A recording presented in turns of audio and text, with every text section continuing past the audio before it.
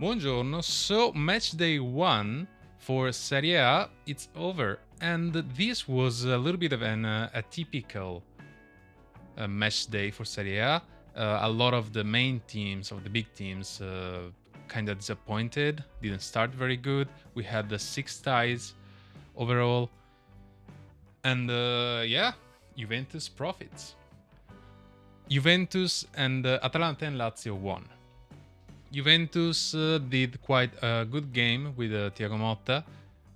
They defended well. Como tried to make the game in the beginning by being aggressive, but that didn't quite work out. I didn't expect Como to win against Juventus, but I still expect Como to do well within the season.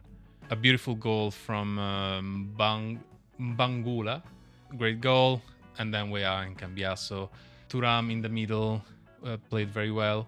Vlahovic played very well despite not scoring a goal. A lot of people criticize him because he earns 12 million, and for what we saw from Vlahovic, he doesn't really deserve that money, so it's understandable. But he did a good game. He hit the post a couple of times, and he created a lot of occasions for the team as well.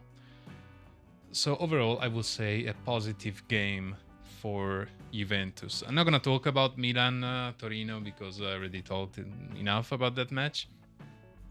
Inter felt like they missed 2 points. They had all the occasions to win, and they always seemed like they could easily score more goals. That didn't happen. Sometimes that's football for you. So Genoa could get a tie with Inter. Atalanta is not new for Atalanta to score 4 goals. It's a result that they do actually quite often with Gasperini.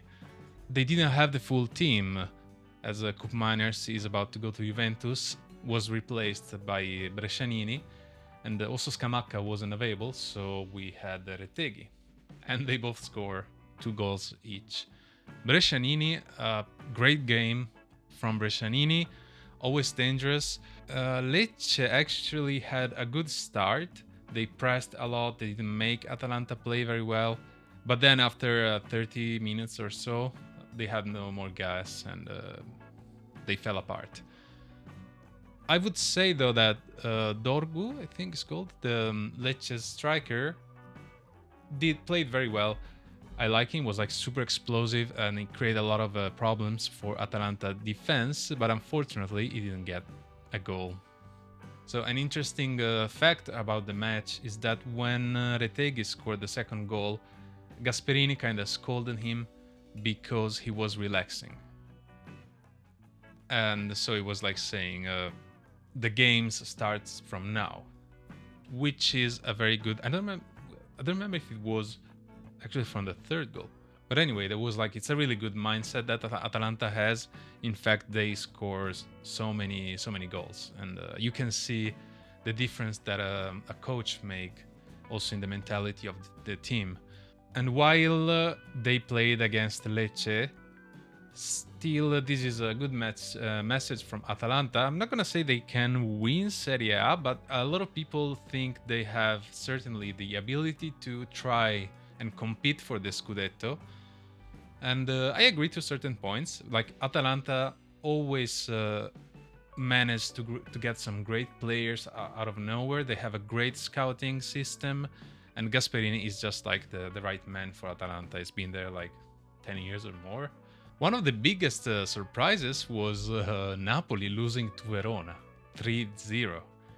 There are already like bets about Conte leaving Napoli already before the second parts of the season starts. I don't know because De Laurentiis, Napoli and Conte is something that I never thought of as a combination. Is a very powerful and quite interesting one.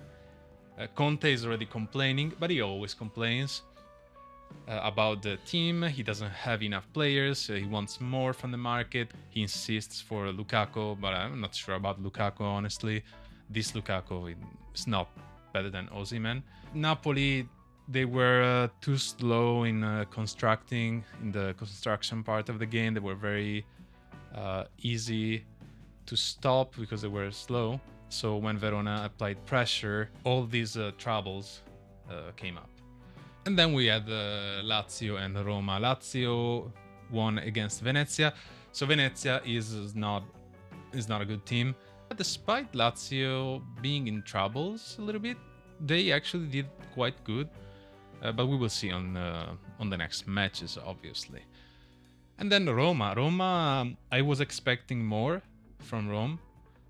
Leaving Dybala outside wasn't a good choice, but because of the market and the chance of Dybala going away from Roma, De Rossi chose, or maybe the management chose, not to use him from the beginning. But then when Dybala entered in the field, Roma changed and they create a few occasions, and it's so indispensable, someone like Dybala for Rome.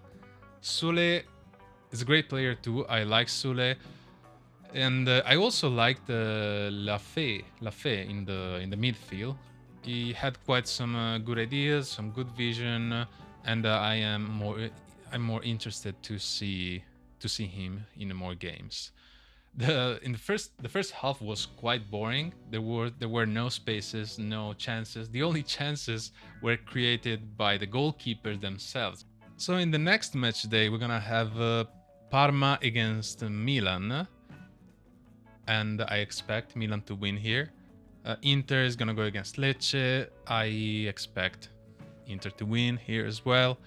Torino-Atalanta is gonna be an interesting match. We saw Torino against AC Milan. It's a fun Torino. They have good players and they can do quite good. So we will see against Atalanta.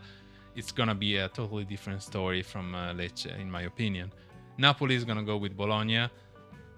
I don't know what to expect for Napoli, to be honest now. I think there's going to be a reaction.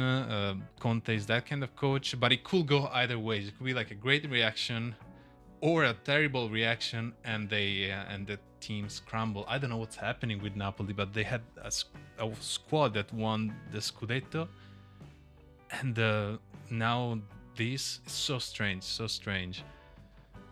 And then we'll have Roma Empoli and Verona Juventus. These are like the big matches, right? There are not really any big match to watch.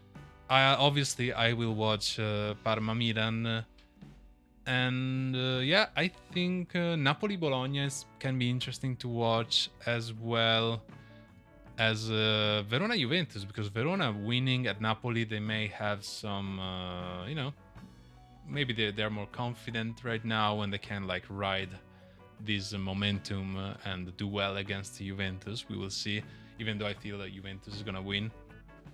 Inter, I don't expect Lecce to be a problem for Inter, to be honest.